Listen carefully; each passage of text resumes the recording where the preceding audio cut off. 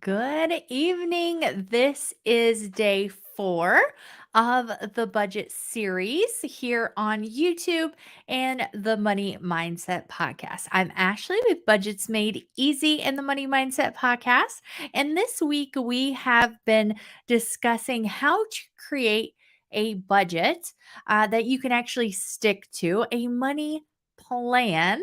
And tonight we are going to talk about making it realistic because if you don't, it's really hard to stick to it. So, we are going to dive into that now. Before we do, make sure that you are subscribed and you've liked. Please give me a like.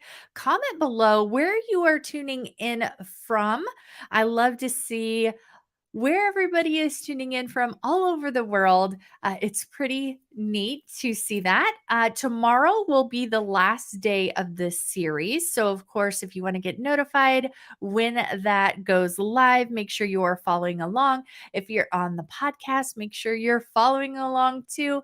But make sure you come over to YouTube as well because I have some visuals from earlier in the week on how to actually create your budget. And it's just easier to show you than try to explain. So make sure you check that out as well. So tonight, I want to talk about making your budget realistic.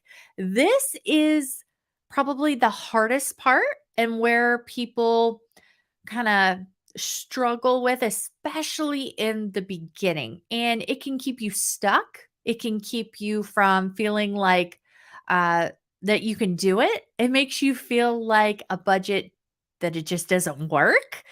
It's not that a budget doesn't work because a budget is just a plan for your money. What is not working is your plan for your money, right? Not the budget itself.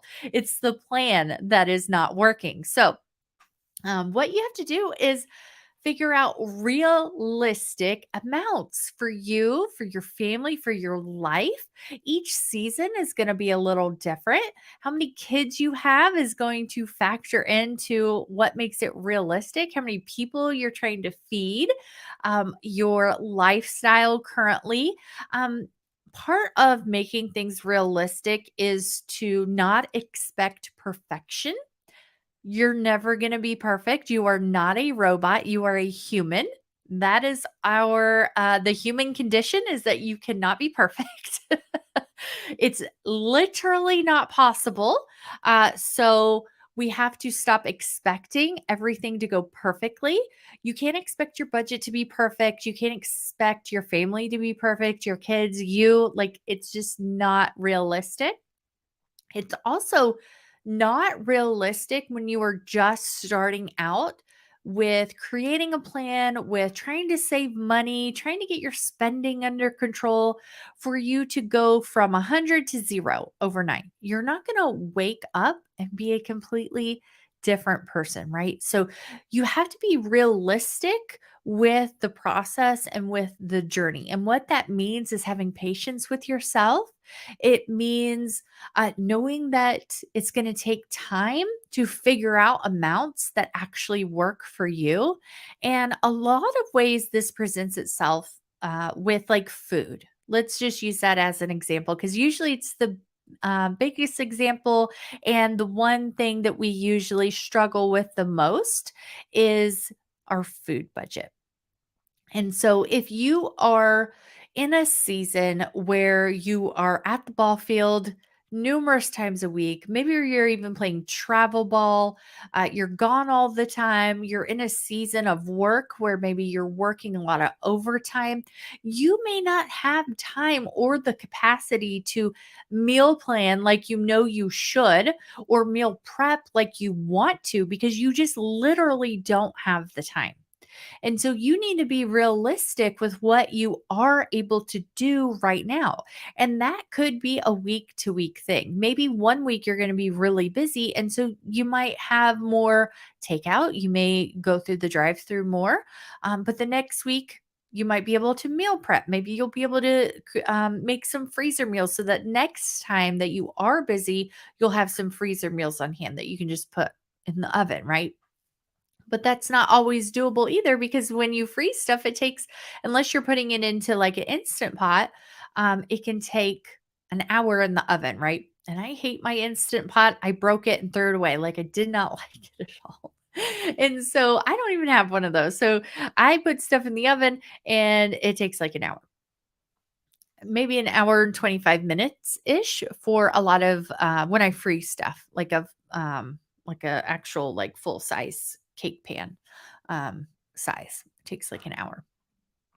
So you have to be realistic with that. Another thing that I see a lot is if you're currently spending, let's say $1,500, because I've seen people spend a lot more than that actually on food, between eating out, fast food, takeout, groceries, like everything together, it's not realistic for you to think that you can go from 1500. Now you can. Not saying it's not possible. I'm saying it's not really realistic for most people. So you have to think about you and your family, your situation. Is it realistic for you to go from 1500 a month, which is a lot of eating out, down to $400 a month and no eating out? Like, and that's probably not realistic to do that the first month. Maybe that's your goal for 3 months from now, and you take time and practice and figure out how to make that happen where you're not miserable, your family's not miserable, and you can still enjoy yourself. Or maybe you decide, okay, in 3 months, I'm going to do a no spend challenge, and that will be my goal, to only spend, what did I say, $400 on food that month. But that takes some time, it takes some practice, it takes some preparation. You're not gonna just wake up tomorrow or June 1st, be a completely different person and go from spending all this money on random things to absolutely nothing. Now, can you cut back? Yes, absolutely. And is that a more realistic plan? Yes, because if you don't make a smaller, more realistic and achievable goal, you're just setting yourself up for failure. And what's going to happen is when you fail because you've set yourself up for failure, you're going to quit because you're going to say, well, this doesn't work for me. Well, I can't budget. A budget just is not going to work. When that's not true, it's your plan that didn't work or your lack thereof of plan. So you really need to think about how you are setting your goals, what your goals are, and making sure they're attainable and realistic for you. So let me know in the comments, um, what is your goal for June? And make sure that it's realistic. And that one thing that I do like to do is have a minimum goal because I've struggled with this as well. I will set these big, audacious goals that are not necessarily realistic, that I haven't put in the work to reach. And when I don't reach that big, unrealistic goal, I feel like I've failed and it's just this whole mental spiral, right? But if I set a minimum goal, that I can easily achieve, once I hit that goal, I feel like I've done something, right? Like I I've I've won. I have a win. Then I have a mid-level goal, so it's still like another relatively achievable goal, kind of in the middle, and then I have the big goal, right? So I really like the minimum, mid, and big goal. Setting. And so that really helps keep things a little bit more realistic, your expectations realistic, and so that you don't feel like you failed when in reality you just need some more time and some more practice. So let me know below, what is your goal for this next month and what are you going to do to make it more realistic? Where are you starting from? Where are you going? And of course, if you have liked this budget series, let me know that as well. Make sure you send me a message. Tomorrow will be day 5, and we are going to talk about habits and routines. So, this is very important for following through. So we've created our budget. Then we need to make it realistic so that we have the right mindset and we don't give up too easily. And now we need to figure out the systems, the habits, and routines to help you stick to it. So if you have loved this series, please share it. I love to see other people doing it as well because this is literally life changing. So I hope you have enjoyed this so far and you join me tomorrow for talking about habits and routines. And I'm actually in June going to do another whole series on habits and in routines. And I'm doing a presentation on habits and routines for a productivity summit that I am a part of next month. So we're going to be talking about that a lot in the next month, but I'm going to give you a quick overview for day 5 of the budget series on that topic as well. All right, you guys have a good night, and I will talk to you soon.